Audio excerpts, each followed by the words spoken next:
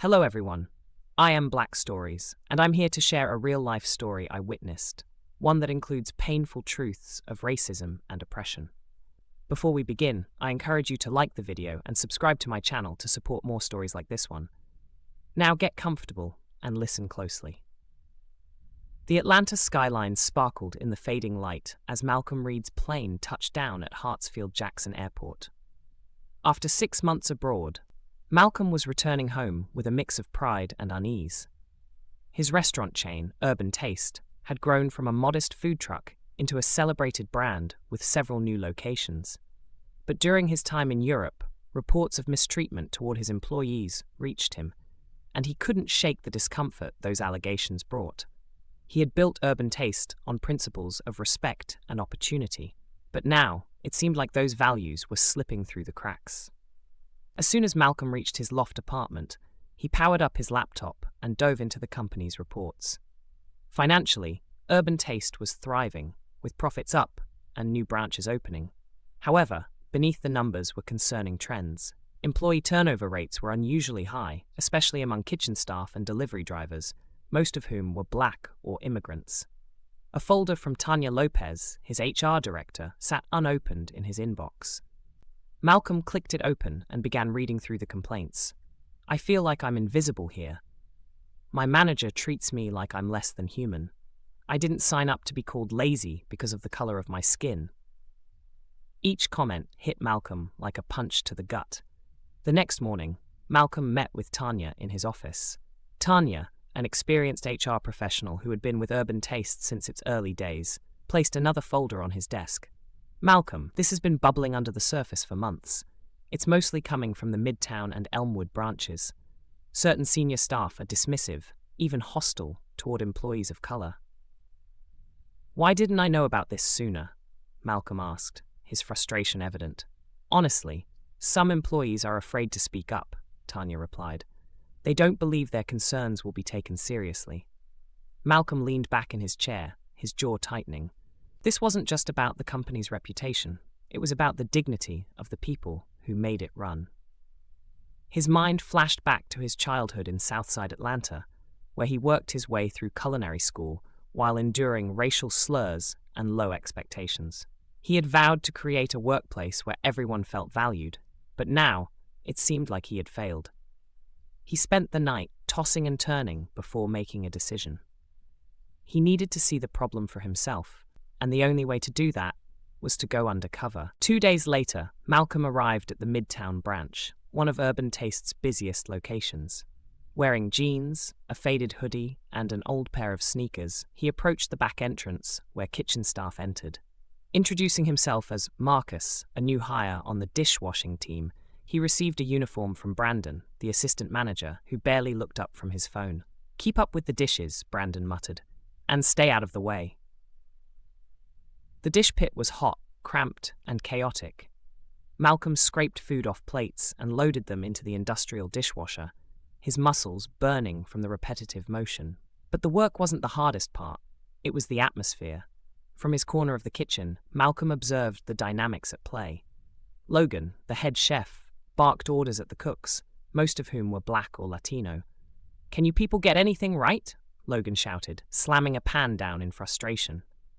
The Black and Latino staff worked in tense silence, while the white workers exchanged jokes and laughter, often avoiding the more grueling tasks. During a break, Malcolm struck up a conversation with Maya, a young Black prep cook who had been at the Midtown branch for 2 years. "It's tough," Maya admitted. "If you mess up, Logan's on you, but he's more lenient with the white cooks." "Have you tried reporting it?" Malcolm asked. Maya shook her head. "Why bother? Nothing ever changes." By the end of his first week, Malcolm had witnessed enough to confirm that the culture in the kitchen was toxic.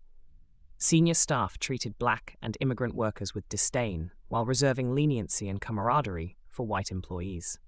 Determined to dig deeper, Malcolm transitioned to a delivery driver role the following week. The delivery team's conditions were just as bad, if not worse. Malcolm's assigned van rattled dangerously, and the peeling Urban Taste logo on its side spoke volumes about the company's priorities.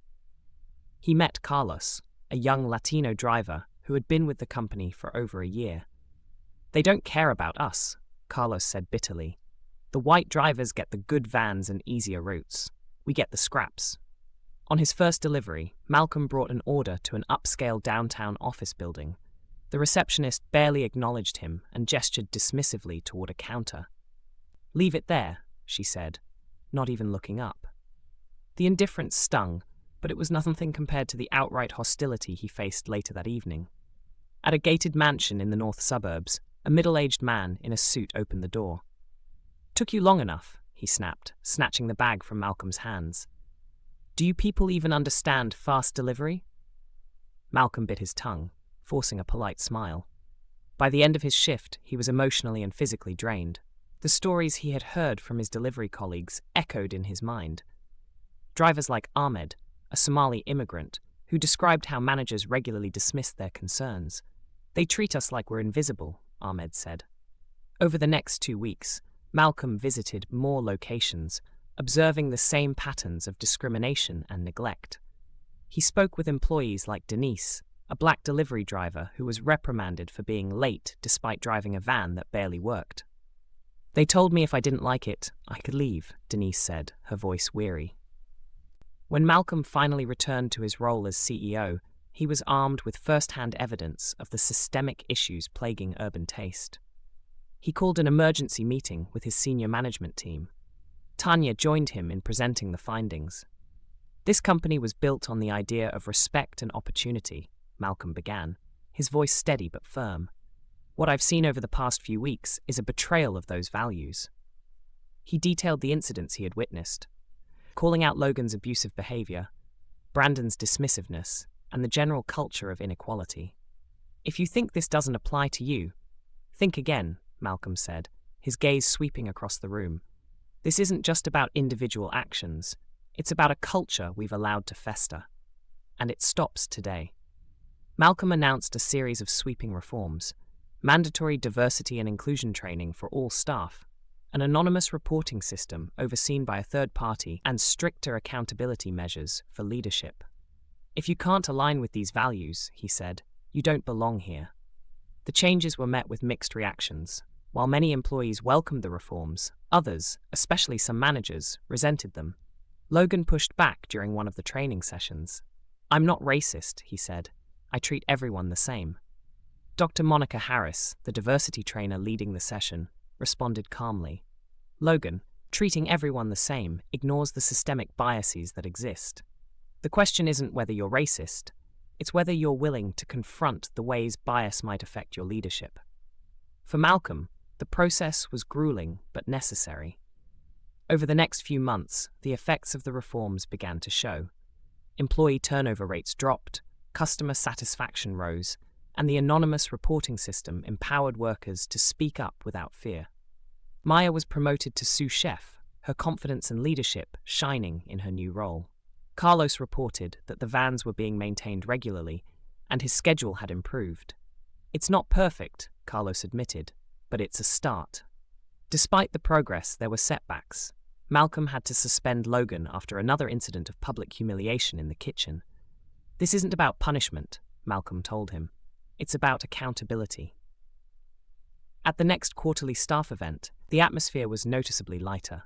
Employees shared stories of growth and camaraderie, and Maya gave a heartfelt speech. "When I started at Urban Taste, I didn't think my voice mattered," she said. "But today I feel seen, heard, and respected. That's because of the changes we've made together."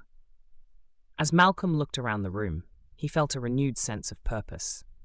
Urban Taste was far from perfect, but it was on the path to becoming the inclusive and respectful workplace he had always envisioned.